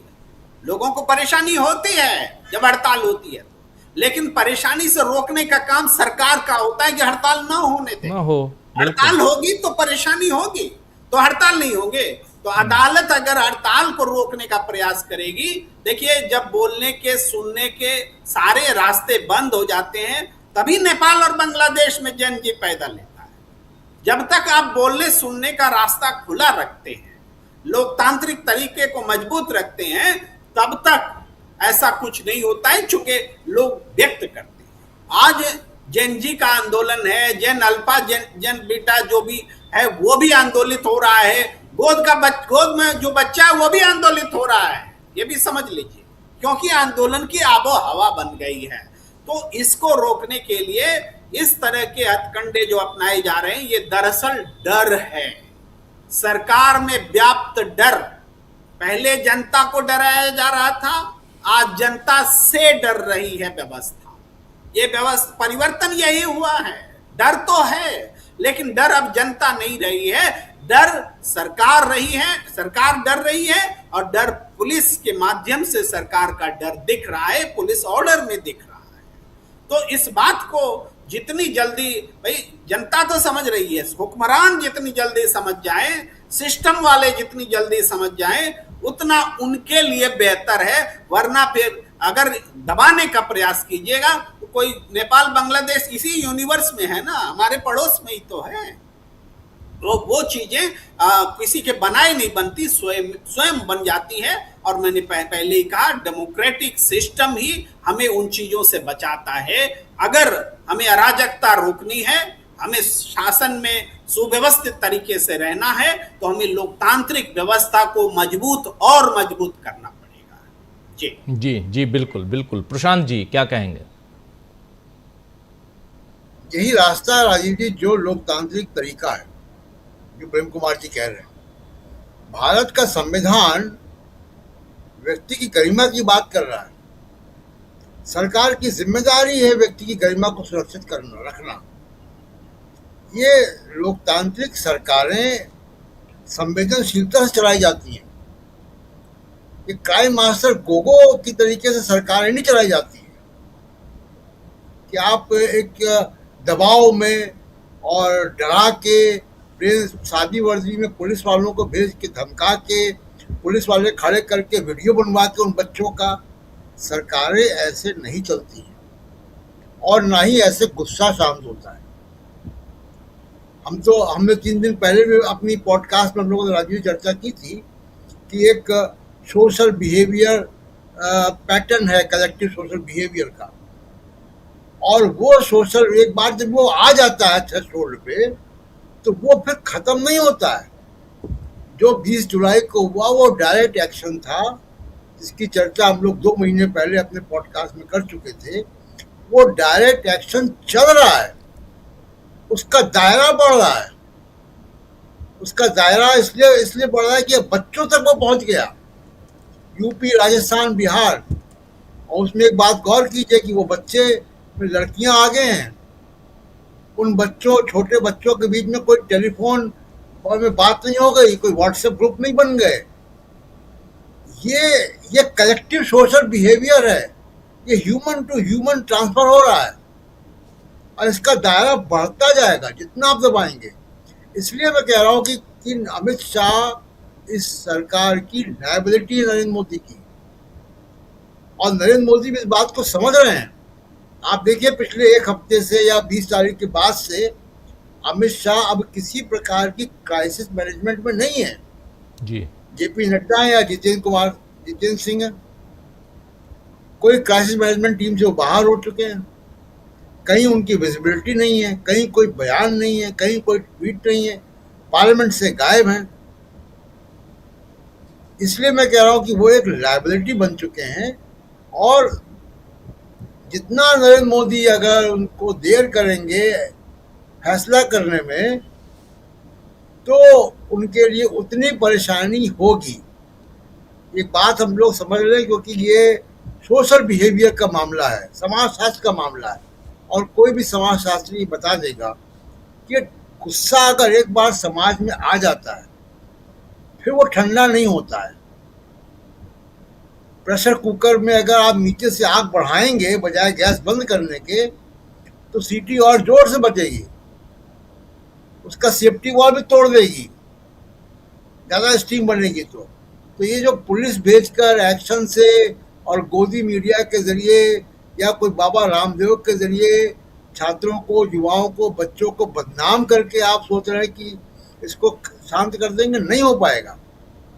अब इसका सलूशन इसी में होएगा कि ये सुनामी अगर आई है तो सुनामी अपने गंतव्य स्थान पर पहुंचेगी,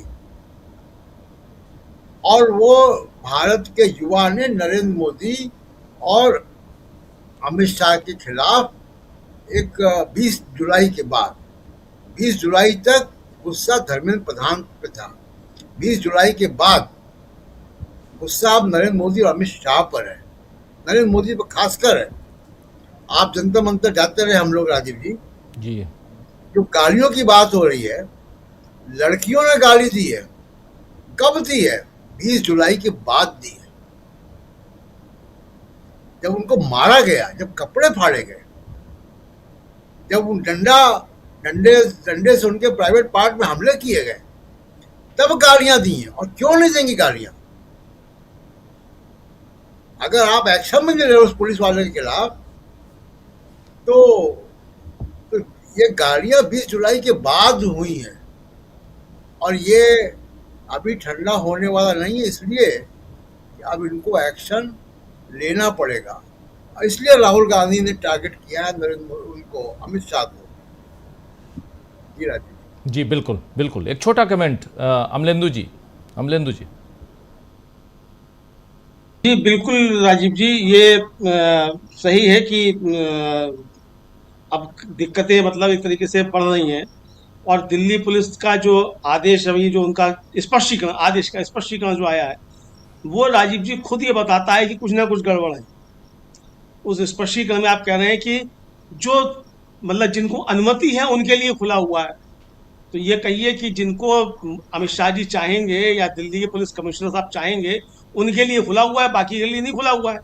तो यही तो कहा जा रहा है कि बाकी के लिए नहीं खुला है। तो ये राजीव जी है, और अमित शाह जी के लिए दिक्कतें बढ़ती चली जाएंगी। और बिल्कुल प्रशांत जी की बात सही है कि अगर मोदी जी अभी भी नहीं हटाते हैं अमित शाह जी को, तो मोदी जी के लिए दिक्कतें बढ़ जाएंगी। लेकिन राजीव जी, मुझे ये लगता है कि धर्मेंद्र प्रधान का तो इस्तीफा ले लिया किसी भी तरीके से मोदी जी ने, लेकिन अमित शाह का इस्तीफा नहीं ले पाएंगे। और अगर अमित शाह का इस्तीफा लेंगे तो मोदी जी अपना इस्तीफा देंगे, तब अमित शाह का ले पाएंगे, क्योंकि मोदी जी जो भी कुछ है वो अमित शाह की बदौलत ही है राजीव जी, मुझको ऐसा लगता है। जी, लेकिन क्या धर्मेंद्र प्रधान का इस्तीफा नरेंद्र मोदी ने लिया? धर्मेंद्र प्रधान का इस्तीफा जंतर मंतर पर एकत्रित छात्रों ने लिया है, युवाओं ने लिया है, जेनजी ने लिया है। और जब वो आ जाएंगे सड़कों पे तो नरेंद्र मोदी का इस्तीफा भी ले सकते हैं। अमित शाह तो उनके बाद आते हैं, तो उन्हीं का लेंगे राजीव जी। जी, और इसकी चर्चा वहाँ जंतर मंतर पे खूब चल रही थी। तो इसलिए अब नरेंद्र मोदी को सोचना है, सरकारें अच्छी चलें और जनहितैषी सरकारें हों, ये सबसे ज़्यादा इम्पोर्टेंट है। पार्टी हितैषी, अपनी पार्टी हितैषी हो, ये कोई नहीं चाहता। और जो अभी चल वही रहा है, उसके अलावा डर पैदा करने वाली सरकारें, डरा के धमका के, अब देखिए अभिजीत दीपके कह रहे हैं कि डराया जा रहा है, बीजेपी में आ जाओ। उनका बयान है, ये छोटा बयान नहीं है, बहुत बड़ा बयान है ये जो आपने सुना शुरुआत में। चलिए, बहुत कुछ है जिस पर चर्चा हम करेंगे आने वाले समय में, लेकिन जेन अल्फा से लेकर जेनजी और उसके बाद फिर आप ऊपर तक जितने जनरेशन